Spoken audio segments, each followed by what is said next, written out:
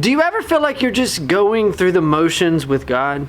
Hello, my name is Josh Nichols, and this is Monday Minute, the internet's favorite 1-minute Bible study. But I do believe it's about that time to get your week started off with some of that Old Testament truth. Come on!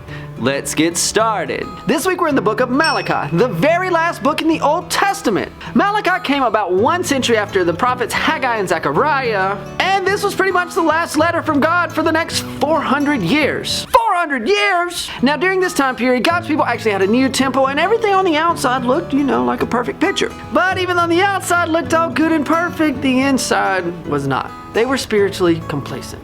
Let's look at Malachi chapter 3, verse 7. God says, "Yet from the days of your fathers you have gone away from my ordinances and have not kept them.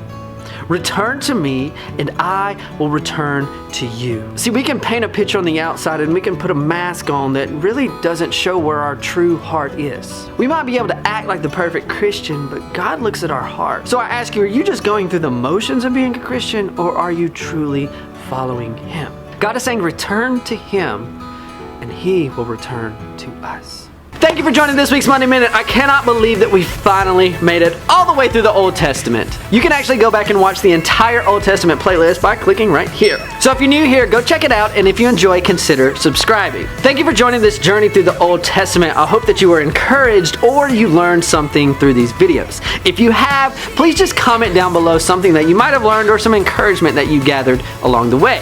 Next week, we'll be in more familiar territory whenever we start the New Testament with Matthew. But until then, get out there and encourage someone today and just be blessed. Come on, peace!